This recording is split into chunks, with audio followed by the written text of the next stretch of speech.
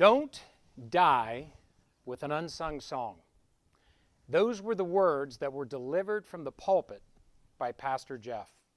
Mr. Toastmaster, fellow Toastmasters, and most honored guest. Back in 2007, when I heard those 6 words, "Don't die with an unsung song," I started thinking about my own songs. I started thinking about the dreams that I had kind of given up on, but deep down in my heart and soul, I really didn't want to give up on the dreams. Let me ask you, do you have any dreams like that? One dream that I did not want to give up on is I wanted to learn how to play a musical instrument. And my only prior attempt had been in the 3rd grade.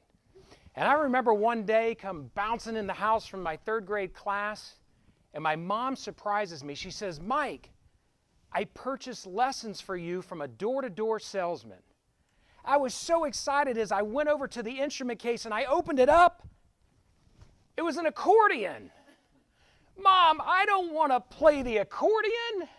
For God's sakes, the thing was almost as big as me. Needless to say, the lessons, they only lasted a couple of weeks and we put the accordion away. But after I heard that sermon in 2007, I decided that the time had finally come. I'm going to learn how to play a musical instrument. And no, I was not going to learn how to play the accordion. I was going to learn how to play the piano. So one afternoon, I drove from my office down the street to the Conservatory of Piano for my first lesson. And I remember sitting in the practice room waiting for my first lesson to start when all of a sudden the door swung open and there he was, my instructor, Boki Chetkovsky. Is that a name for a piano instructor or what? Boki and I practiced together for 10 months. It was drudgery at times, but we practiced for 10 months. And then one day, Boki came to me and he said, "Mr. Perez, it's time for you to be in the recital." If you knew Boki, you would not say no to Boki. So it was set. I was going to be in the recital, me, Mr. Perez, with 59 other kids. So 5 months go by, and we practice our duet for the recital. And so one afternoon, the recital has finally arrived, and I find myself sitting backstage in a room in a chair like this, hanging out with the 5- and 6-year-olds. Have you ever felt like a fish out of water? It was one of those moments. And so I'm sitting in the chair like this, and I'm looking at all of these kids, and I'm thinking to myself, why can't I be like these kids? They are laughing, running around, having fun, playing games. I, on the other hand, I'm sitting here going, why did I agree to be in this stupid recital? Why did I? And I'm starting to think that this "don't die with an unsung song" thing, it's highly overrated. Highly overrated. So I sat there wallowing in my nervousness, waiting for the recital to start, when all of a sudden there was a little hand on my shoulder. And I looked up, and this little voice announced to the room, she said, "Hey everybody, this is my daddy, and he's going to be in the recital with us today." It was in that moment that I realized that I wasn't just there to sing my unsung song. I was there to be a role model for my 5-year-old daughter Lola, who was also going to be in the recital that day.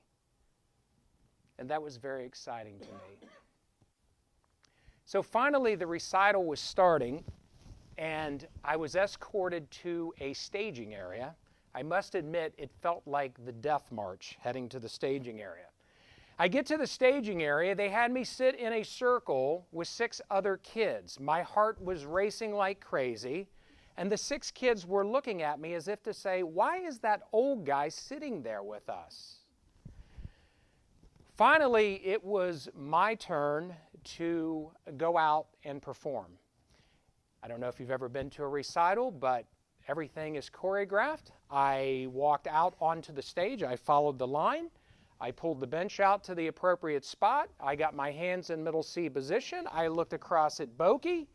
Mr. Perez, are you ready? Yes, Boki, I'm ready. And we were off and we were playing our duet together. Everything was going fine. I got about halfway through the song and I heard this little voice in my head. Houston, we have a problem. You see, my mind started to go blank. You ever had that happen to you? It's one of the scariest things that can happen to you.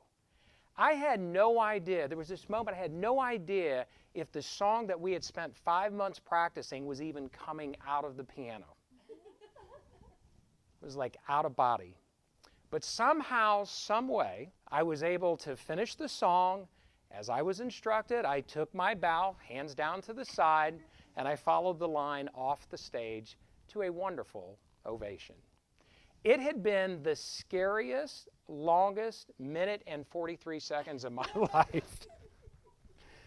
But I had done it. I had achieved one of my dreams. I had sung one of my unsung songs. Now, I got to admit to all of you here today, I'm still not that great of a piano player. Actually, I'm not very good at all. But the one thing that continues to resonate in my mind and my heart and my soul are those words from Pastor Jeff, to never forget about those dreams that you need to reconnect with. So my question to all of you is, what dream do you have that's sitting out there that you need to reconnect with? You need to stop waiting. And as the Nike ad says, you need to just do it. Just do it. Step up to the microphone of life and sing your song so that ultimately you don't die with an unsung song. Mr. Toastmaster.